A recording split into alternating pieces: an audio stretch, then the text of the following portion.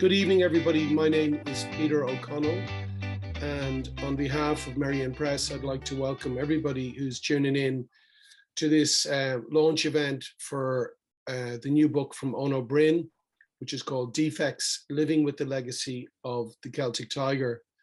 It's a pleasure to be here this evening to assist with the event, and I'm pleased that we're joined by Owen and also by Stephanie Meehan, who's a former resident of Priory Hall, whose story features prominently in the book. And also we're joined by Mick Clifford, Irish Examiner journalist, broadcaster and author of the acclaimed book on the whistleblower Maurice McCabe. The format for tonight's evening, just to let everybody know, is that I'm going to ask each of the panelists to say a few words. I'm going to start out with call on Stephanie to have a chat to us all about her particular experience as a former resident of Priory Hall. One small thing just to say to everybody, if you want to buy the book, there's a special offer from the publisher this evening. If you put in the code Defects21 on the Merrion Press website, you'll get a reduced price and reduced shipping. So that's something you might want to do at the end of the evening. But without further ado, I'd like to call on Stephanie, and maybe she could talk a little bit to us all about her particular story, which may be familiar to some of us, but not all of us. Thanks, Stephanie. No problem at all. Hi, everybody. Firstly, I'd just like to say a huge thank you to Owen for documenting the awful trouble that we had in Priory Hall. It'll be great for me to have for my children in the future. They'll be able to read it and see for themselves exactly what had happened. So I'll just start off with how we ended up in Priory Hall. Myself and Fiacra had been saving for a number of years. Like many people of our age, we were in our mid to late 20s, and we just had our little boy Oisin. And we're from the area. Fiacra was from Howth and I'm from Baldoyle, and we were looking to get our foot in the ladder. And Priory Hall came up, and it looked absolutely fabulous in the brochure. It was in a super area nestled between Balmain and Clongriffin, two new housing estates with a gorgeous park across the way. On paper, it looked ideal. It looked absolutely super. So we were really, really excited. For the 2 years prior, and as it was being built, we lived next door in another apartment complex, and we could see the work going on a daily basis. It was quite soon before we moved in that we started to realize there was problems. There was very few builders on site. We were one of the last of the blocks to move in, but eventually in 2008, the end of 2008, we got our keys and we moved in, thinking this was going to be the start of a new life for us. We were again very excited with our little boy. The minute we turned the key in our apartment and we went into the hall, we knew there was problems. There was damp, there was uncovered wires, there was electrical problems. The lift rarely worked, and it didn't look like a new build. It looked like something that had been left there to rot, basically. But we decided, when we closed the doors, everything was okay, and we wanted to make a go of it. And we felt, looking back on it now, how naive we were at the time, because we thought that we could fix the problems. But there was definitely no fixing the problems in Priory Hall. There was no way that we could have done it, even though Fiacra himself was very, very handy and he was able to patch up some things. There was absolutely no way. As we can see to this day, the place had to be nearly demolished and rebuilt from the concrete. So it was in 2011, October 2011, when Justice Nicholas Kearns served an evacuation notice on Priory Hall. Little did we know, prior to that in 2009, Dublin City Council had moved all of their tenants out. We certainly didn't know that at the time due to the safety issues in the complex. The worst being the fire safety issues, which every part of that building was unsafe. So unsafe that on us being evacuated, there was fire brigades stationed on the complex to make sure that there was no fire as we left. So to think, looking back on that now, how awful it was. We kind of just went through it, not really understanding what was going on, you know, thinking, oh, we'll be back in a couple of weeks, you know, and again, just shows how naive we were. But we had little or no help in guidance from anybody to tell us where to go, what to do. So we were kind of all spread out and dispersed in different hotels with our belongings. Looking back at it now, it's hard to believe that that was my life. And on reading Owen's book, it is hard to believe, and it's very difficult. It was very difficult and an emotional read to think that we went through that, not only me and my family, but every other resident in Priory Hall. We then were eventually housed in Balmain, which is a complex that is also featured in Owen's book heavily. And in that house itself, we had numerous issues. The windows were leaking, there was mold in the ceilings, heavy rain, you're guaranteed that rain would come in. It was never our home. It was never meant to be our home. It was supposed to be a temporary measure, but the temporary measure never seemed to have any end. We were never given a timeline. We were never given any notice of when we'd be able to move back into Priory Hall. It was all just kind of kept away from us. It was in 2013, which was when we felt under enormous pressure throughout the summer of 2013.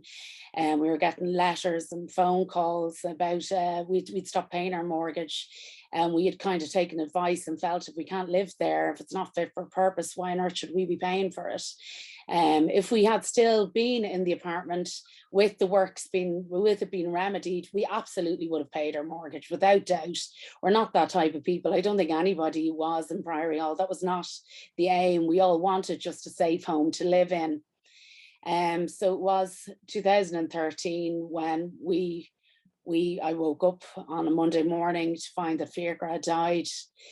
It was definitely due to stress of not being able to provide a safe home for us. He only ever wanted that. He was a very hardworking, honest, decent human being, and he's so missed. But it's still very hard to believe that has happened. I know it's eight years now since he passed in July. I'm often asked, who do I blame and who do I feel is to blame for Priory Hall and the tragedy that unfolded because of everything. I think there's a lot of people to blame. Ultimately, it's the builder, Tom McFeely. Also, I feel that it was the self-regulation, self-certification, soft touch regulations. It's hard to believe that, you know, when the fire safety was being drawn up, that it was drawn up from plans and that nobody was sent back to check on it. So, you know, I'm sure it was done, and we can see now with results of other complexes throughout Ireland and houses that because of this light touch regulations and lack of enforcement, that people did not use correct fire safety equipment. They didn't use the best building materials that should have been used. And, you know, people just felt that they get away with it. And unfortunately, but fortunately, the Priory Hall has helped other people and has added some regulations. But I personally feel that the regulations don't go far enough. I think we need a proper reform of building control. We need proper fire safety, and we need competent people who can go and check on that, check that the regulations are being adhered to. It's the biggest purchase of our lives. We should be protected. It's the same now with up in Donegal and Mayo. There should be 100% redress for these people. Priory Hall represented everything that was wrong in this country throughout the boom. And I hope that with Owen's book, and I'm sure it will, that people will become more aware and will make a bigger effort to make sure that the purchaser and the homeowner is protected. Stephanie, thanks so much for that and for being so succinct. I think everybody who's on this on the Zoom will know how much you personally paid, and also how much your advocacy has helped innumerable people who've come subsequently. And I think, as you said, you know, there's not one person to blame, or not one individual or one organization. Perhaps there's, you know, there's a litany of errors and missteps, and people who didn't take responsibility, and unfortunately it took the awful tragedy for the government to finally take some action. And I know there's a lot of people still affected by legacy issues and current issues.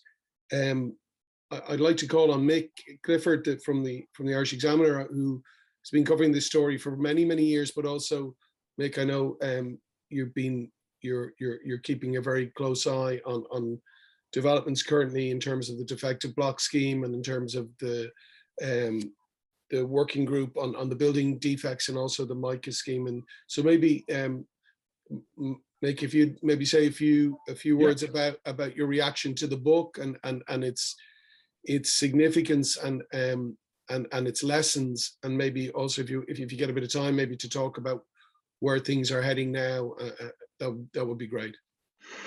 Thanks very much, Peter. First of all, just to thank yourself and Owen for asking me to speak here. And Owen gave me an early draft of the book, which I was also very privileged to have and go through. It's very interesting to hear Stephanie there, and very emotional.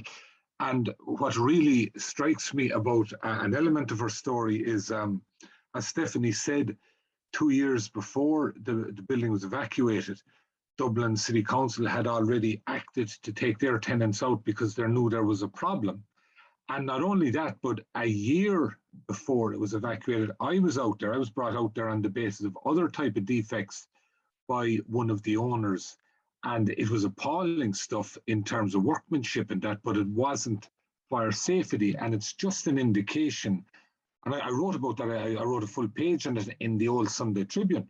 But it's just an indication of how, until the authorities were faced with it, everybody was happy to look the other way and pretend that this wasn't happening. It was nearly as if the construction business was too big to fail, so to speak. But that went on, and obviously Priory Hall was seminal in everything that happened afterwards, and primarily for those who were affected, as Stephanie pointed out, about the tragedy and the pain for an awful lot of people. And in regard to that element of this story, I have to say, I think Owen's book does a great service in recounting the individual stories of people like Stephanie who have been affected by this. Because, and I think that's a great service from this point of view, because if you say something like construction defects, it can sound like a dry policy issue. But I think where this book, in the first instance, really hits the spot is that it shows that it is not a dry policy issue. It is something that affects people's lives and affects them in a major way. And I think that is very well done in the first half of the book. The other element about that aspect of the book, that element of the book, and indeed the whole book, is that it is very accessible. Now, an awful lot of people who might be on this call this evening will have a heightened interest in the area, so they quite likely would read it anyway. But I think we should remember that this is the kind of thing that needs to be read widely.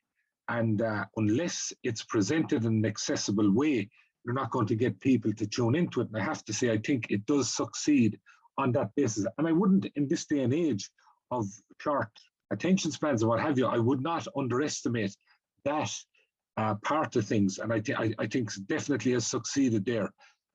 For me personally, apart from the personal stories, I found the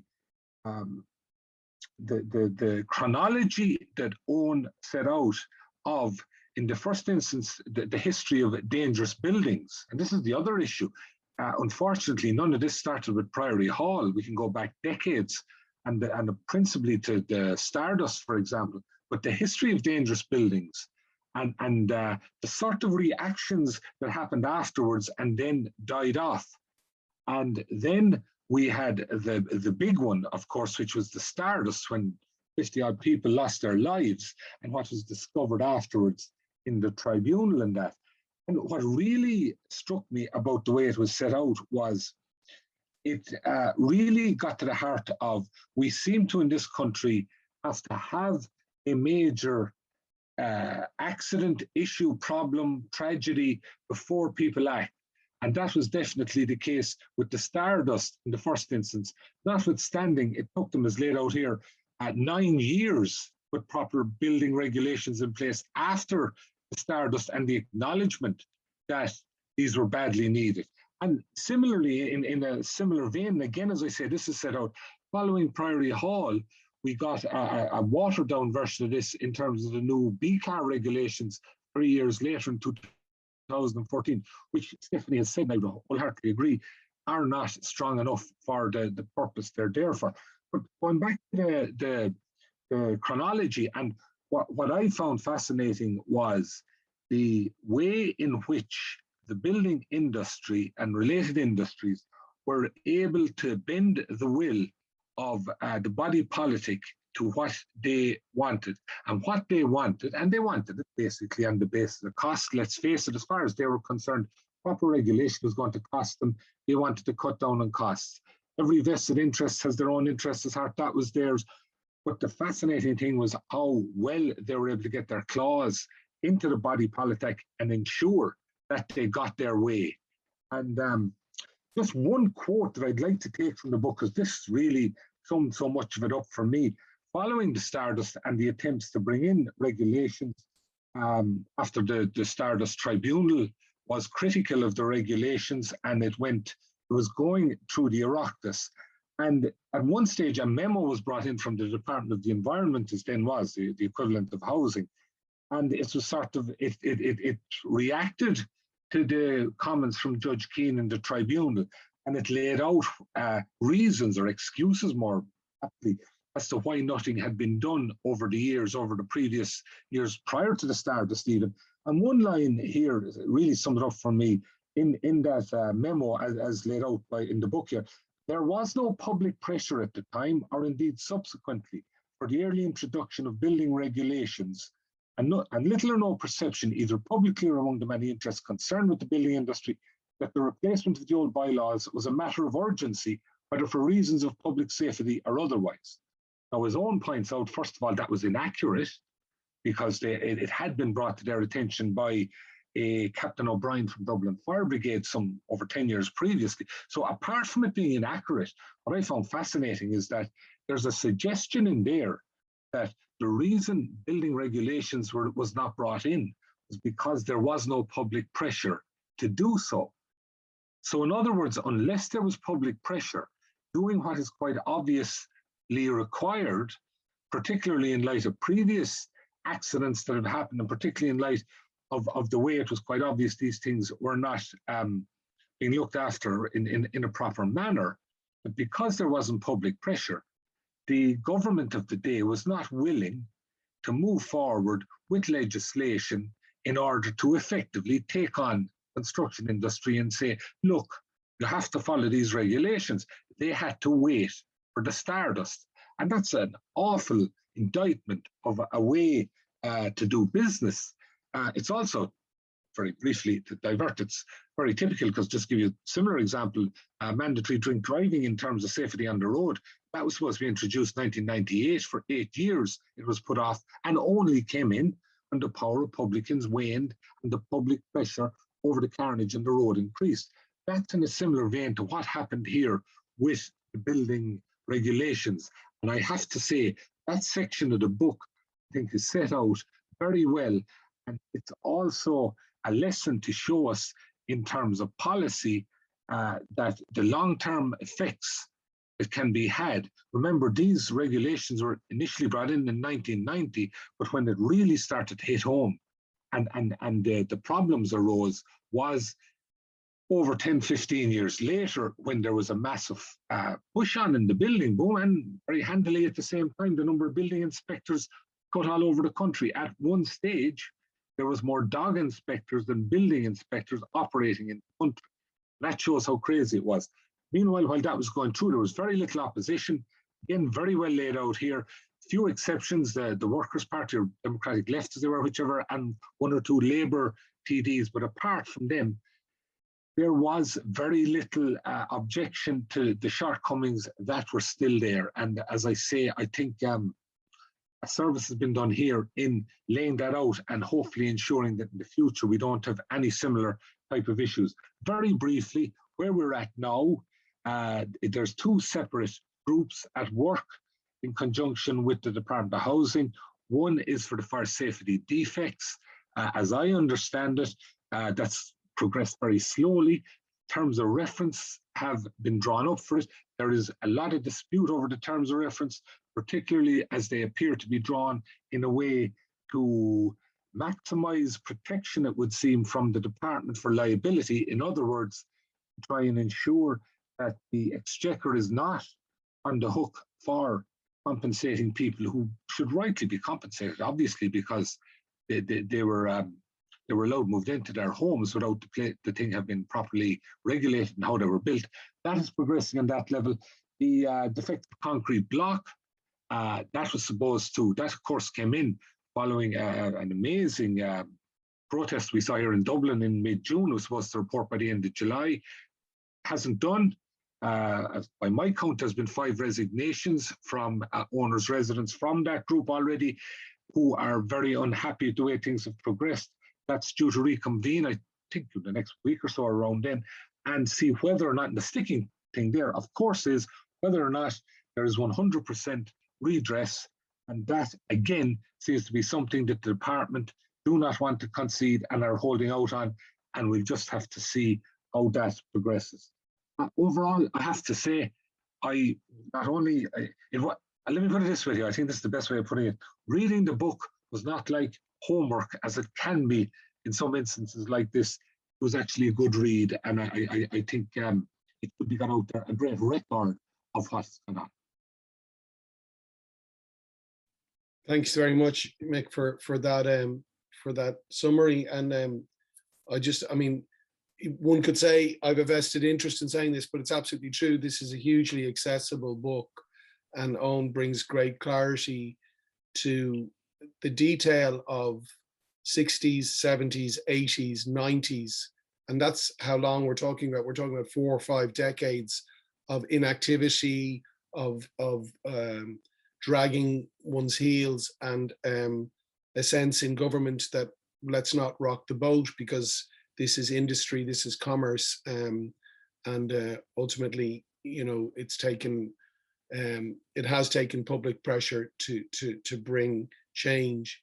At this stage, I guess we should let the author say a few words on O'Brien, TD, and on maybe, you know, I guess we haven't really touched that much on that chronology, and you know, and I heard you speaking on Claire Byrne, and you managed to make something like that really clear and understandable. So maybe that's something we might touch on. It's just that how Balmain, how Galloping Green, how Priory Hall, how Bruna, how these developments were allowed to happen, and with such serious defects. Thanks very much, Peter, and thanks both to Stephanie and Michael for participating. I suppose maybe a couple of things just to start off. I mean, one of the reasons why I write, whether articles or books, is it's a way for me to try and learn, I suppose, the real causes of problems that people are facing today. And while there's a lot of history in this book, it's history that's necessary to understand how it is that the single biggest purchase of a family's life can cause so many problems for them.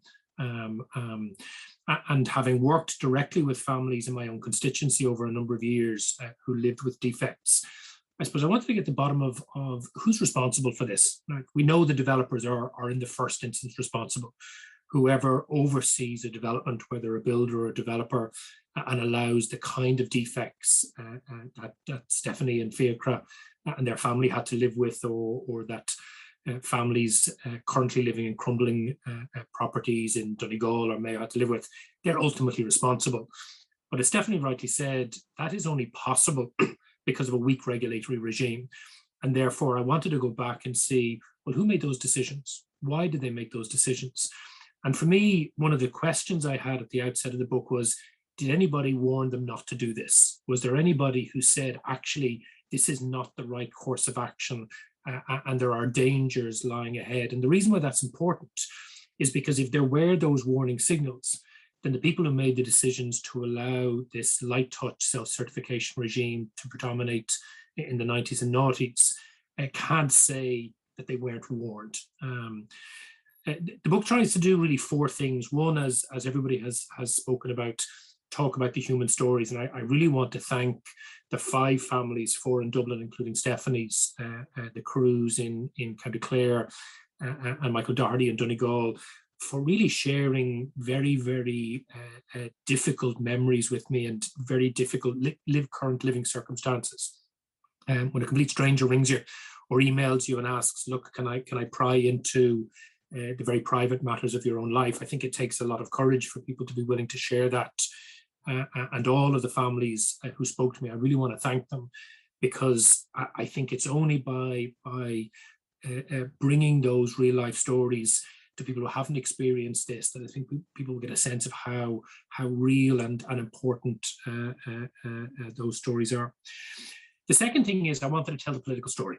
And even for a hard-nosed political hack like me, who's been at it for 25 years, even I was taken aback by how long it took to put in place the albeit very weak building control regime we had at the Celtic Tiger. It started in the mid-1960s, again, provoked by a tragedy then, the collapse of tenements and death of 2 children in Féin Street.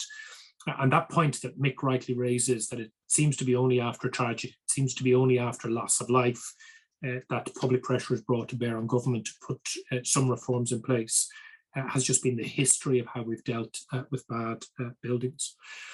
But for me, the really, I think, important new bit that I bring to the story is what happens between 1976 and 1993, because in 1976, the Department of the Environment, as it was then, actually drafted a building control regime, independent local authority-led inspection regime on foot of legislation that passed in the 60s. And when they circulated that draft to industry trashed it. Construction Industry Federation, as it was at the time, and another body that then represented architects, building surveyors, and engineers. And because of the weight of negative reaction from industry, government put it on the shelf. The following year, the Law Reform Commission, a very august and austere body, produced a really important report. And they were already concerned about defective buildings back at the 70s. And they produced this report saying, in their view, there should be a legal obligation on the people who build buildings to build them in accordance with the law. Seems like a pretty obvious proposition. If you're going to build something, you would have a legal responsibility to build it in accordance with regulations. They were also very critical of the time of the practice of people involved in building, setting up a company to undertake a development, and then dissolving that company and setting up another company for the next development, And they argued at the time that this allowed individuals to isolate and insulate themselves from anything that may go wrong when they went into future developments. They also argued very strongly for a statutory register of construction industry professionals, whereby if anybody employs any of these professionals and they've done something wrong, then you can go and make a formal complaint to an independent body, and that can be assessed and adjudicated, and some compensation can be provided. Again, eminently sensible proposition. Again, in the responses, industry, among others, trashed that report too, And again, the weight of industry meant that government did nothing on any of those propositions. And so sat the 1976 draft building control regulations until that fateful night in 1981, where 48 young people lost their lives tragically in the Stardust fire in Artane. Now, the Tribunal of Inquiry that was established under Justice Keane has rightly been criticised by the families of those who died on the night of the Stardust fire and the survivors, because it effectively exonerated those responsible for the management of the building. But the chapter of the Keane Tribunal report on the failure of government to implement those 1976 regulations is really, really damning. In fact, at one point, Justice Keane goes as far to say is the 1976 regulations had been in place and enforced at the night of the Stardust fire, the fire would not have been as severe. He goes on to say that the fire safety elements of the 76 regulations should be implemented in a matter of months, and then government should proceed to implement the rest as quickly as possible. Instead of heeding the advice of Justice Keane and of the Law Reform Commission, government instead brings forward a building control bill, the Fine Gael Labour government of 1984. And while Dick Spring was responsible for that memo that Mick referred to, which essentially rejected all of Justice Keane's criticisms of the department and instead approved the heads of bill, it was Fergus O'Brien, the Fine Gael Minister of State, who was responsible for stewarding the Building Control Bill 1984 through the Oireachtas. There's some irony in the fact that he was the Lord Mayor of Dublin when the Stardust fire took place, so had some direct engagement and knowledge of that tragedy and its impact on the community in Artane and Dublin at the time. Incredibly, it took from 1984 to 1990 for that bill to pass, and another 2 years before the regulations were in force. And look, I sit in an awful lot of terribly dull and boring and turgid debates in the Oireachtas. Those of you that only have to watch what we do on Oireachtas TV or on the 6-1 News have no idea how mind-numbingly dull it can be at times. But actually the debates on the Building Control Bill are fascinating. I mean, there's an early stage exchange between Fergus O'Brien and the then lead opposition environment spokesperson, Bobby Malloy. And Fergus O'Brien is outlining why they're doing what they're doing and what's the content of the bill. Bobby Malloy gets up and says, oh, no, we can't do this. This is terrible. While building control is very urgent, we're moving too fast. This is going to be terrible for industry. It'll take longer to build homes. It'll increase costs. We just can't do this kind of thing at all. Minister of State Fergus O'Brien says, oh, no, you've got this all wrong. This is exactly what industry asked for. We know that because we asked them their opinion. They didn't want independent local authority-led regulation. They wanted self-certification and self-regulation. Fergus O'Brien actually then goes on to say that the way they've designed this is there's no obligation at all on local authorities to inspect, even though they can if they choose to. And therefore, there's no liability on the state whatsoever. They were absolutely brazen in their honesty, describing why the regime was the way it was. General election intervenes, Fianna Fáil take over the reins of power, and Pádraig Flynn's job is to steward the bill through the remainder of its session, and the committee stages are just dynamite in my view. And of course, we all know today Pádraig Flynn had a very compromising relationship, shall we say, with developers, one that was quite profitable for him financially, and we know that through various tribunals of inquiry, but one ultimately that exposed the corrupt relationship between him and his party at the time and elements of the Construction Industry Federation. But there's a really important moment in committee stage. Eamon Gilmore, to his great credit, is leading the charge against what he called the privatization of building control, and it is a series of amendments to try and return to the independent local authority-led inspection regime that had originally been proposed in the 70s. And Pádraig Flynn, with no trace of irony at all, says, I really don't know why Deputy Gilmore is so concerned with rogue builders. And Deputy Gilmore says, if this bill goes through, a rogue builder and a rogue architect can build a defective building, and if I buy that property, I have no comeback, right? Pádraig Flynn dismisses this out of hand and says, oh, no, builders have to trade on their reputation. If they build defective buildings, people will find out and they won't get work again in the future.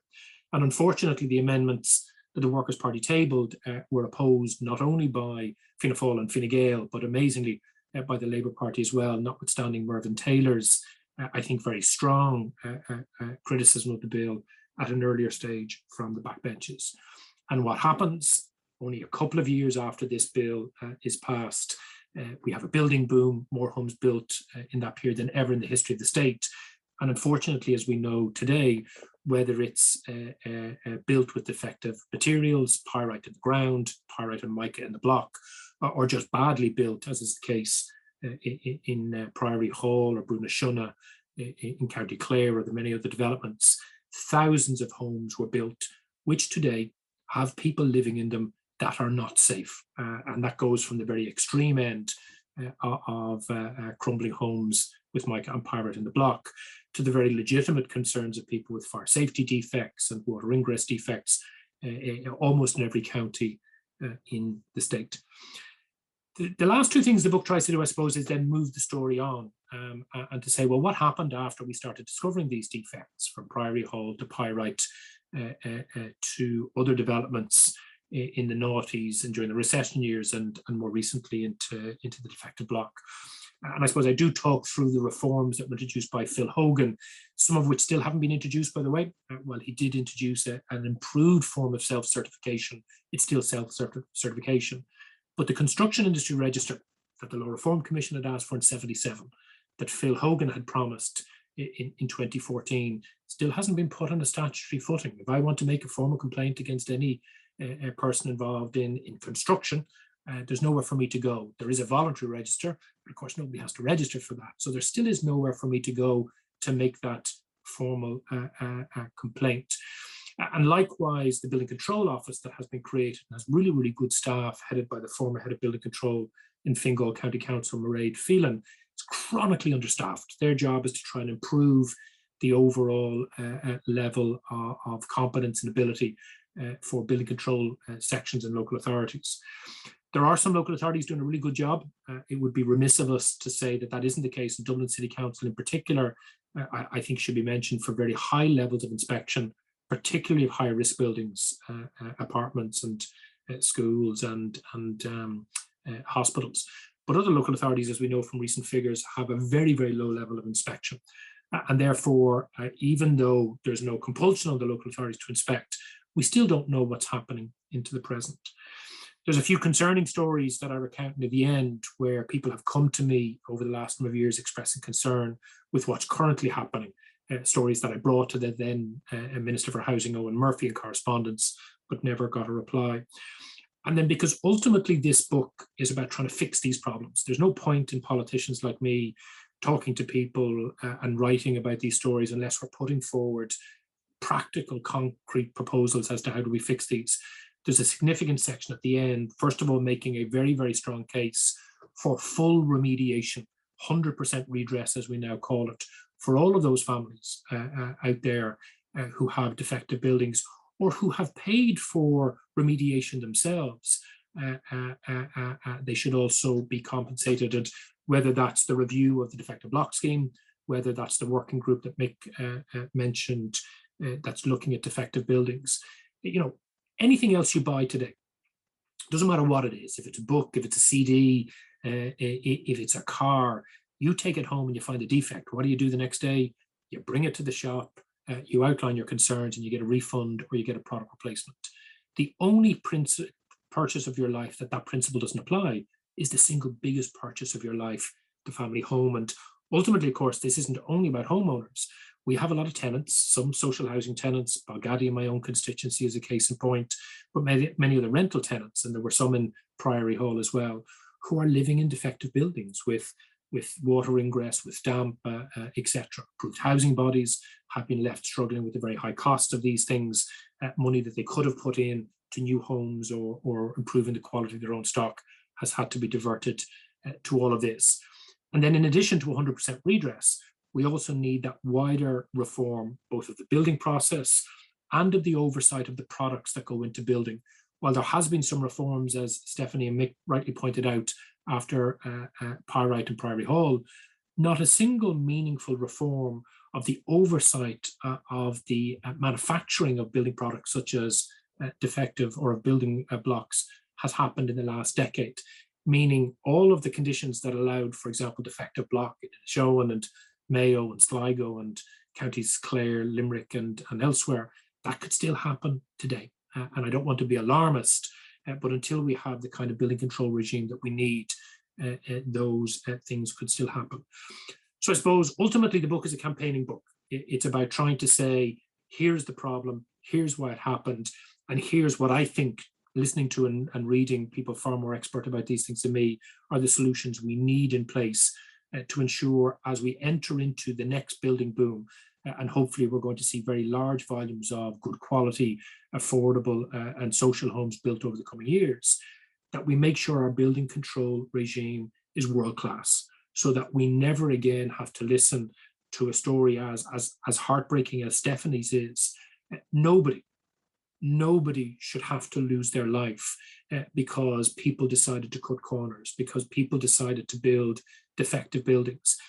And when I look at some of the conditions that people are living at the moment, for example, in Donegal and Mayo, I have to say, it is not alarmist to say that I would be genuinely concerned about the mental well-being of some of the people living in those circumstances.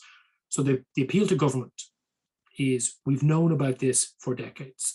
Let's stop the prevarication, let's stop the delay, let's give those homeowners what they rightly deserve, which is 100% redress.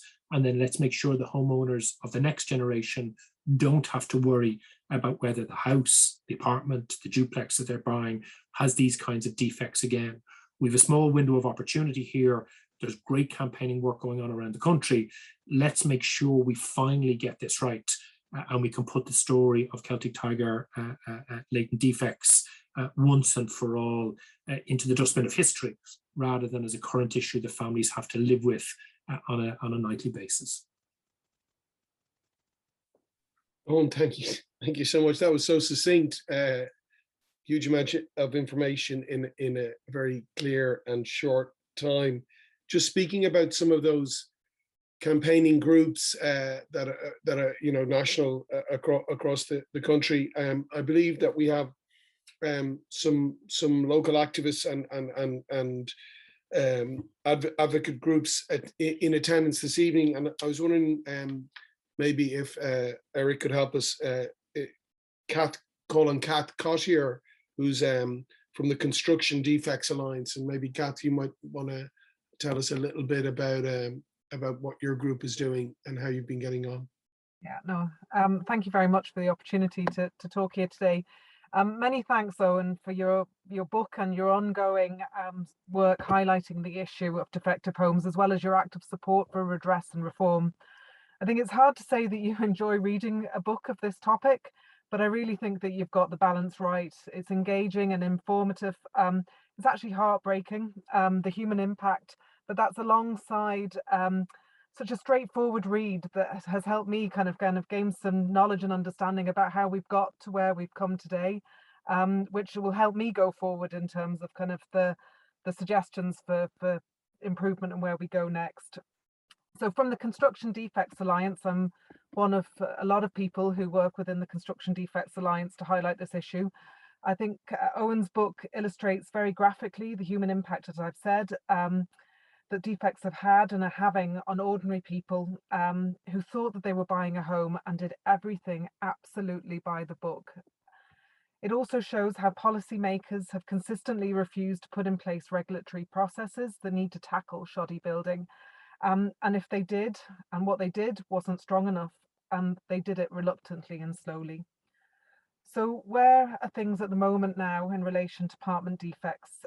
We're in the middle, it's already been talked about, of a government-initiated process to review defective homes.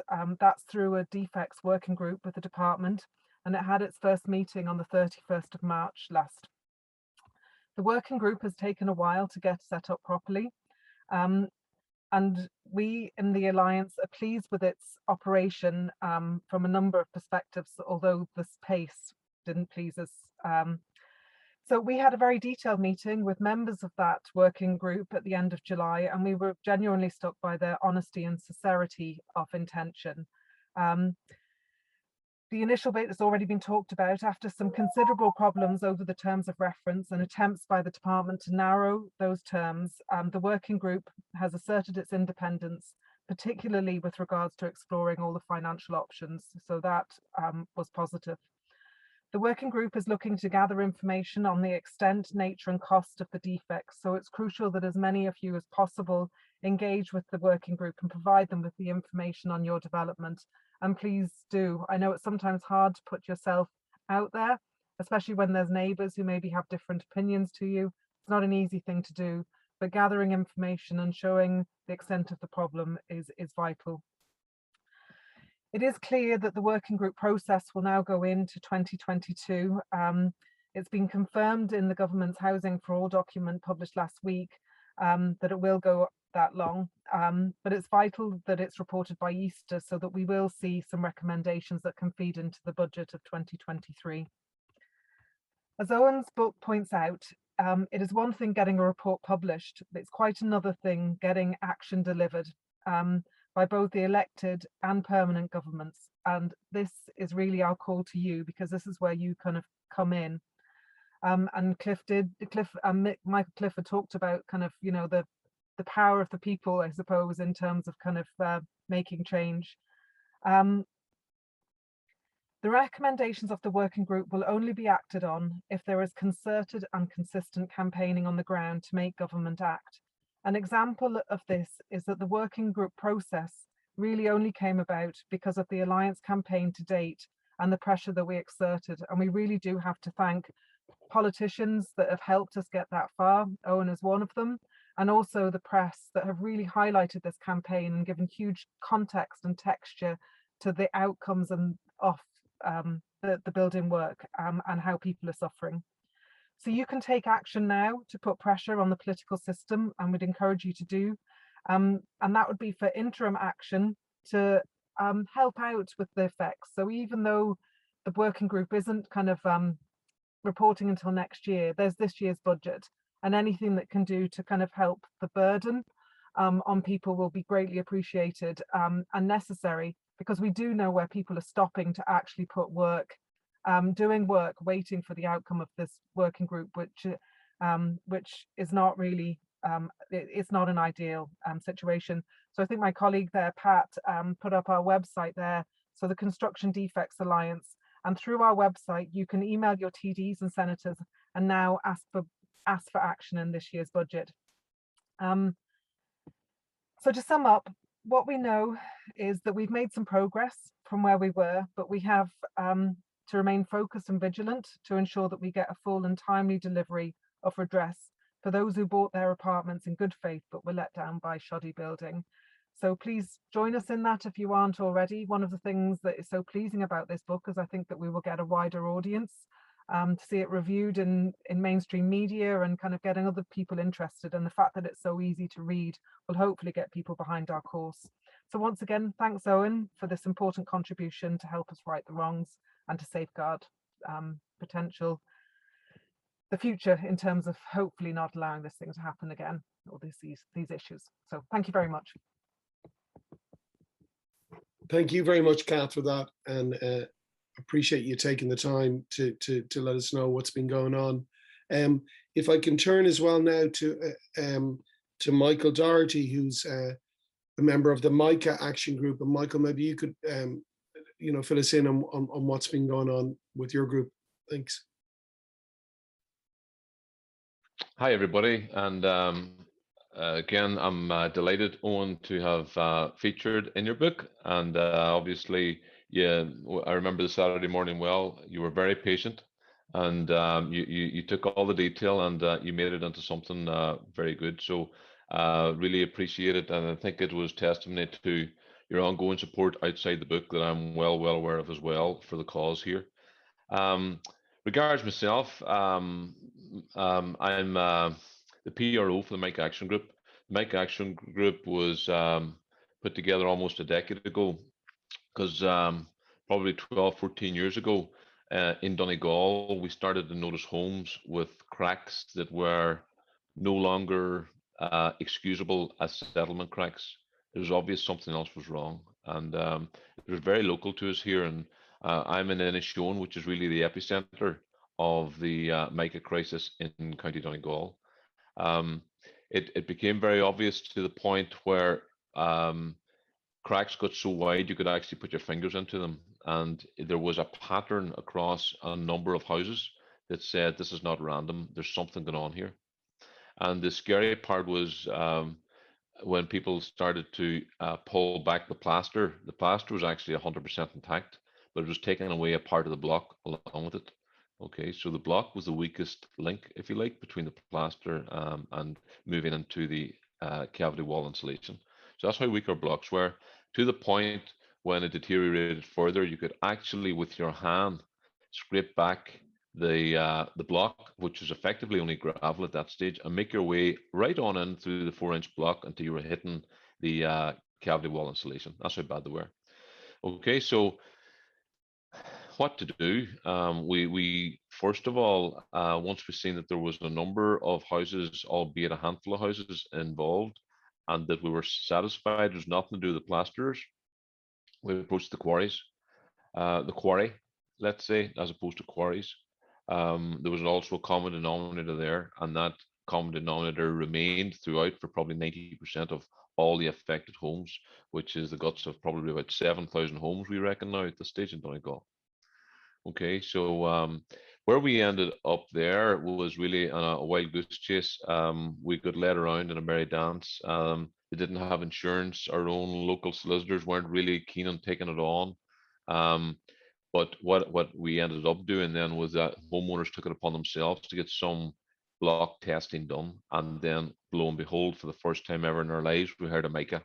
Okay, now, well, I'll talk about mica here as a Donegal homeowner, okay, but everything I'm saying here, there's a parallel in Mayo, which is pyrite based, so let's not just forget that either. So that really confirmed things not being right. We looked back then at the statutory instrument of 1949 that said mica should not exist in our aggregate form at more than 1%, and we were testing blocks which coming in mid-20s is not uncommon, up as far as 30s and 39, I think, is maybe the highest we've seen.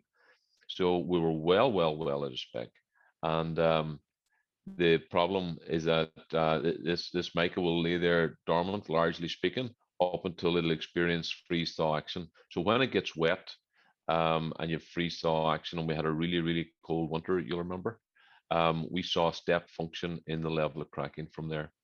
The other thing that homeowners noticed as well was those that went for one of the SEAI grants and went for bead insulation. That was another step function, because what you effectively did was you stopped the air passage through the cavity wall, and what you ended up doing was just you had a block that was soaking and remained soaking and deteriorated much quicker. So, you know, again, we grew in numbers. We formed our own mica action group committee, and some of my own predecessors did a lot of the heavy lifting here. Joined them myself 4 or 5 years back. We've been to Leinster House more times than enough. We've been through them all. The Owen Murphys at the time and the Damien Englishes, you know, and the Leos. We went through it all, and the one common denominator I will say is that in Donegal right now, we feel it makes no difference who's sitting in that seat of power down there. When they're in opposition, they'll promise you the earth, the moon, the stars. And when they're in power, they've very short memories. And that has been the case here with the flip over from what was a Fine Gael government, or led government, over to our Fianna Fáil led government at the minute. That pattern, unfortunately, still exists. And we keep saying, and we've done a decent job at a local level of getting our 5 TDs to pull on the county jersey and, you know, put the politics aside. They've done that. But there is a massive disparity between what seems to be acceptable in the rural parts of Ireland, Donegal, and the counties down the west coast, and what was acceptable for the people in Leinster, particularly I'm referring to the pyrite scheme there. And that was a massive bone of contention for us. 100% redress was what they got. There was no need for the campaigns that we have been living with for quite a number of years now, it seemed to come a lot easier. Okay, and that just they come down with the financial argument saying about 65,000 was the average cost, which was more palatable than 150,000 or 200,000 for the houses in Donegal as affected by Micah. But to the homeowner, there was no fault to the homeowner in the Leinster Pyrite scheme. Equally, there was no fault to the homeowner in Donegal, and that cost is incidental, particularly when we know, and I've had a good read through Owen's book, the level of oversight that was done, or the lack of oversight, and we ended up with this light touch regulation, particularly during Celtic Tiger years here, where anything seemed to go. It was, build them cheap, stack them high. There's a market for them, and they'll sell, and that's how it seemed to go. And we're living with the consequences since, and there is still a reluctance by government to accept any responsibility for it. The only one good thing came out of it in some respects was that the time that they put together the expert panel, their conclusion, and they looked hard to see was there any correlations between self-builds and Micah. Okay, all the sort of correlations that may have taken away some level of responsibility from themselves, but lo and behold, no, that wasn't to be found. It didn't matter if it was a self-build or a contract build, if it was a one-off rural house or in a town estate, and even the council buildings themselves, their offices, their schools, their libraries were all affected. Okay, so it touched everybody here, and there's actually 1,000 housing stock units belonging to our local authority here, the Donegal County Council, that they have to go and work as well. So that was a dead end for them, but they never went as far as to say who was to blame. Okay, now we will hear at the minute Minister O'Brien talk about he will be chasing those responsible. We tried that. At this point, we've given up on that, and we're saying, listen, you do what you want to do. Right now, we're going after government because government still allowed this to happen. Okay, it was either a lack of regulation in terms of the standards themselves, or a lack of the enforcement of the regulations. But either way, the homeowner was the least guilty person in all of this, and yet they're facing life-changing sums of money. And just with regards to the sums of money, for people's interest there, it was then touted as a 90-10 scheme in January 2020, and we thought that we had something over the line. We never ever signed up to a 90-10 scheme, and I want to make that clear. That was said by government that we did. We didn't. We were told 90-10 was as good as it was going to be, and whoever wanted to take it could take it, and whoever didn't could do their own thing. That's where we ended up. So we ended up with the so-called 90-10 scheme, and then it was May of that year, 2020, that they released the details, the administrative details of the scheme, and we were absolutely shocked. What we expected to find was that if a €300,000 house, let's say, was a 90-10 scheme, and that was 30,000 a homeowner had to find, 30,000 that a homeowner didn't have. But if it was spread out and we could get the banks to work with us, maybe it was something that they could swallow. But the opposite was true. It came in at around a 60-40 scheme because they had caps in place and they had exclusions in place that didn't count onto the scheme. And you still had to fork out money for them things in order to get the project over the line. So it was a 90-10 scheme on the tin, but certainly after the lid was opened, we saw what we got, and it simply wasn't acceptable. Now, in November of 20, I put a document together. We called it the Big Four, and we sent it to Minister O'Brien's office, and it highlighted 4 shortfalls. One was that the 90-10 was not a true 90-10, and we wanted a true 90-10. Obviously, we wanted 100%, but since that was never on the table, at least give us what you said you were giving us in the spirit in which it should have been handed over, a true 90-10. The second thing that we asked for was a state-backed guarantee. So there's 5 options there right now, and only one of them completely removes all the defective material. The other 4 options are your cheaper options to the state, and we're being asked to accept that they are credible options, even though we don't have full product life cycle testing. All we do have is point in time testing, and a lot of the engineers that are on the scheme and trained through the scheme have got massive reluctance, and some of them, even as far as last Friday, have sent a letter out to say that they will stand over nothing other than a complete demolition of the house and a rebuild of the house. but government are, trying to persuade them here that these other options are also acceptable and that the homeowner should carry the risk. They actually put a clause into the IS 465 standard that says it's one home, one grant, which meant that if you went for an outer leaf only and you still have all your other block work in the rest of your house, and if it happened to cause you problems in 5 or 10 years' time, you couldn't even access the scheme a second time. The system locked you out. So they absolutely protected the exposure of the state and absolutely exploited the exposure of the homeowner, which I thought was, just quite unbelievable. Despite every other shock we had along the line, for someone to put that in there, I thought was quite cynical and quite telling in terms of where the spirit of the thing was at.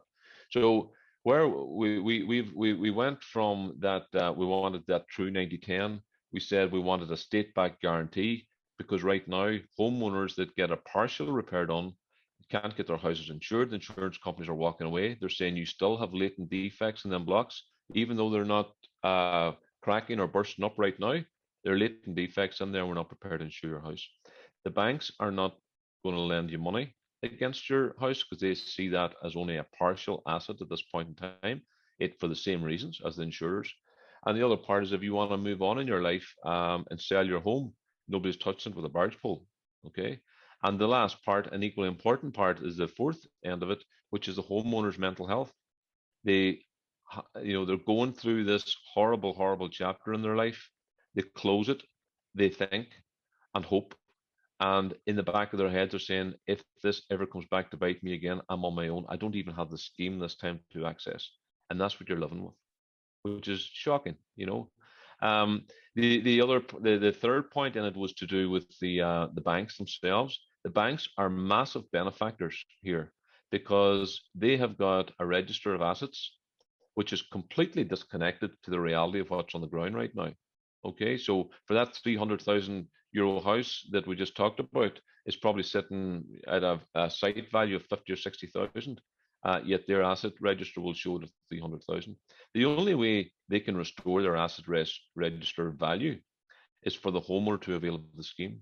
And you would have thought they'd been bending over backwards to try and encourage the homeowner to do so. And what we've found is actually the opposite. We've had examples where they have been approached by homeowners only to find homeowners that were on a very attractive tracker rate, only to be told that they would consider additional lending only if they were prepared to come off the tracker rate and go on to a variable rate for not only their own existing mortgage, but for the additional sum of money they were looking for. So they're actually looking to profiteer from it. Again, some shocking behavior. So, and the last part then was excluded homes. Right now we have got families there. You've got guys, for example, in the trades during the Celtic Tiger times that put some money aside. They don't have company pensions, these guys. They put some money aside. They bought a house, maybe in the same estate they were living in themselves. They rented it out. That was going to be their little pension pot, or that was going to be the fund that was going to put their kids through university. That asset has now turned to a liability, and they've been abandoned by the state. They've been abandoned by the scheme because it's principal private residence only. That wasn't the case in the Leinster Priory scheme either, but it's the case for us. So you have two victims there. You've got the landlord, for want of a better word, even though it's extremely small scale, and you then have the family themselves. The family are tenants. They can't apply to the scheme, but they can't move out either because they're nowhere to move to. Our rental market is so tight right here at the minute because people are moving out as principal private residents into whatever accommodation is available. And the local authorities don't have any council housing for them either. So these tenants are trapped in a house that's crumbling and deteriorating before their eyes, and the landlord can't help them because he's locked out of the scheme, and the tenants can't help themselves. Okay, so there should be no excluded homes. They're all domestic dwellings should be accounted for through this scheme, bar none. And that's the position we've taken on that. So where we amounted or arrived at then was obviously the 15th of June. Massive protests. We were getting very little traction with our big four, to be honest. The 15th of June brought 15,000 odd people to the streets of Dublin. We had TDs clambering to get up the steps and to talk from the platform, and we've reminded them. We made a note. We were wise enough to do that as we went along. But you know, we also got as far as Leinster House that day and forced a meeting with the Minister O'Brien himself. Out of that was born this 1 month working group that's going to see us right through to the end of July. And, you know, it would never answer the question on the 100% redress. But the question I put to him on several occasions, including that day, was it off the table? It was never off the table, but they might as well have taken it off the table because it seemed to be a taboo subject during the working group meetings, which we had a real problem with. So the end of July didn't happen. It was extended to the end of September. We're still, I think the 27th of July was our last meeting. We found it an extremely frustrating process. We have found the officials defending the scheme they had, as opposed to looking to how you facilitate a 100% redress scheme, which is what we were led to believe we were going to do. The Mayo people have walked away. We have two of the original Donegal team left. That's myself and another lady, Eileen Doherty. And but we will see it through. And we're not going to make it easy by everybody walking away. But that said, you know, we have now arrived at our final position paper. It's ready as of Sunday evening. We will be presenting that at the next working group meeting, which was meant to happen this week, and it looks like now they're not able to organise that. It will be probably early or mid next week, which is disappointing because, again, we're burning in daylight here towards the end of September, and we wanted to get into the nitty-gritty of all this stuff. But we have a final position paper we think is extremely fair to the state, and, you know, it's livable. You know, we can live with it as homeowners, and that's kind of where we pitched it at. Time will tell where that goes, but we certainly have no intentions of going away, and we have a massive media campaign out there, and it takes a lot of people to make that work. But I think it's reflective of where emotions are in Donegal and Mayo. And now, incidentally, we've got Clare, Limerick, Tipperary, and Sligo, and they've all got their own working groups, and we're in close collaboration with them. So no, we're not going away. But Owen, thank you very much. Thank you very much. Yeah, Michael, I think it's listening to your story and how eloquently you put that, you realize what a perfect storm it is, as you say, for the homeowners, for people who are renting properties, people who own properties. And I think everybody here just can wish you all the very best with your campaign and the persistence that's necessary. And I hope that the scheme and the working group can resolve matters to your satisfaction soon. But by the sounds of it, it's not going to be straightforward. And I think one of the persistent, I suppose, if there's a theme running through this evening, is the state's obsession with financial cost and not wishing to be exposed legally or financially to problems ultimately that were of their own making, in the sense that they did not pay attention and did not oblige others to pay attention.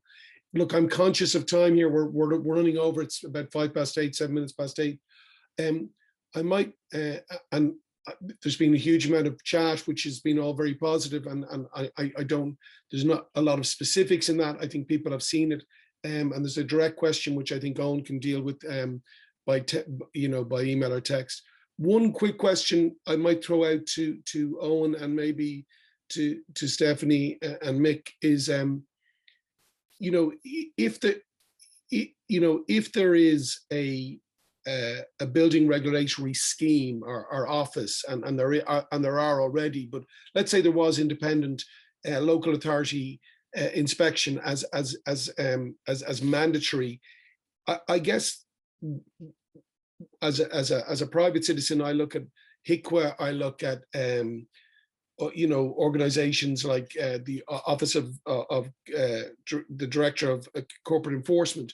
So there are these bodies out there that are there to police different aspects of our society. And what seems to be a persistent, it doesn't matter if it's corporate enforcement, if it's, HICWA, those kind of inspective bodies. The refrain always seems to be there is that they're under-resourced, and in a way, how do we avoid that? How do we set up a good, what does a good regulatory regime look like? And ultimately, who's going to pay for it?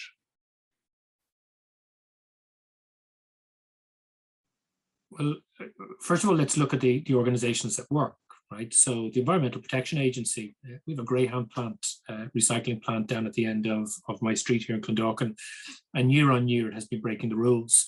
And year on year, the EPA takes Greyhound to court and they successfully prosecute, and year on year, the level of fines increase. And in fact, there's a provision in the Act that at a certain point in time, those fines are directly levied on the directors of the company rather than the company overall. You look at the Food Safety Authority and they go in and they inspect a restaurant. If that restaurant's not compliant, they close the damn thing down, right? And they don't allow it open again until it's compliant with the law. So we do this stuff. Our problem here is, and Mick touched on it, the political influence of the construction industry from the 1960s to the present has been massive. And this is just one example of this. So we need our local authorities to have much larger numbers of building control inspectors. They need to be properly resourced. But you also then need to have the legal power to ensure, in the first instance, where something is being done wrong on a site, the site is closed down, where a defect has been discovered after the fact, those responsible are made to pay, and where those people can no longer be pursued because they no longer exist as legal entities. There is a fund there that homeowners and others can draw on to remediate that. So the argument isn't that it's not possible. The argument is there hasn't been the political will to do it. And again, whether it's the production of materials or whether it's the building process, we need that system to be put in place. And nobody expects it to be done overnight, right? But you know, it was 1976 when it was first proposed. If they had decided to phase it in over a decade, it would have been in by the 80s, and we'd be much better off now. So really, it's about putting those things in place. And if you talk to building control officers off the record, these are the people at the front line, they know what needs to be done. They know all of the reasons why it hasn't been done. Let's listen to those people and know how to fix the system. And I've spent maybe a decade, as Mick and others have done, talking to those people off the record. Let's listen to what they're saying and put it in place. But let's also accept a really simple principle. People who bought homes and who through no fault of their own have discovered defects should not have to foot the bill. And therefore, Michael's appeal and Kath's appeal for people to get involved is really important. You don't have to be a defective homeowner to be angered by this. You just need to be somebody who's a good citizen. And therefore, given that there are these two working groups, and Michael rightly outlined the ticking clock on the defective block working group, Kath outlined there's a little bit more time there. We all have TDs. We all have councillors. We're all voters. We can all put influence. But also, every day for 30 days, there's Donegal families stood outside the door, 2, 3 or 4 of them every single day for the month of September. Go and stop and talk to them. Bring them a cup of tea. Tell them you support them. Likewise, the Construction Defects Alliance, get involved in support, because if we have that kind of critical mass of pressure brought to bear both on local politicians and on government, that's what will bring it across the line. You know, it took the Priory Hall families years of campaigning. It took the Micah families in Leinster a very considerable body of campaigning. Michael Doherty has just outlined a decade of campaigning to bring them to the inadequate scheme they have. Folks, these people need our help. So let's roll up our sleeves and get involved in this campaign to make sure that we're not sat here in a bunch of years' time. Somebody else has written another book about a series of tragedies, that we fix this problem once and for all. I think on that note, we might wrap it up there this evening. I just want to thank everybody who attended. You know, I want to thank Kath, Cottier, Michael Doherty for their testimony, Stephanie for revisiting that story and talking about our own personal experience and the human cost.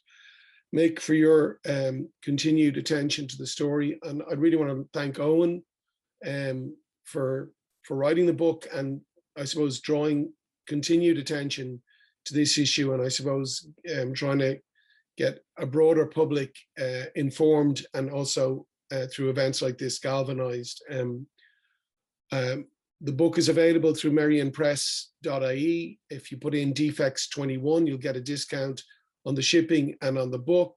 I urge everybody to read it, but I think, as Owen said, maybe what we need to do is urge everybody to reach out to the people outside the Dáil, to our local councillors, TDs, but also to help in any direct or indirect way the people who are dealing with faulty and shoddy building and the legacy that's visited upon them.